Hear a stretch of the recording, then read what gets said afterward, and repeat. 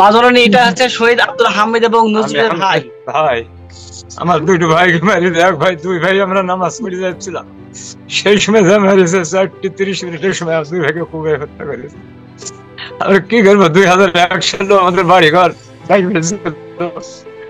এবার আমরা এখনো ঘুমাতে পারিনি। আমরা 7টা মাস যখন আপনি চলে গেছেন, এই 7টা মাস আমাদের ছেলে ফেরি বিছানে ঘুমায় না, রাত্রে ছেলে ফেরি না, আমরা বসে বসে থাকি।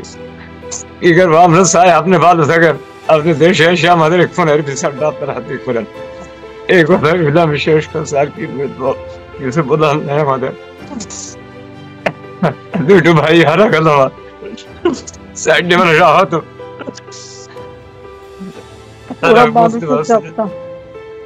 ওদের বিচার হবে, বিচার করবো ইনশাল্লাহ।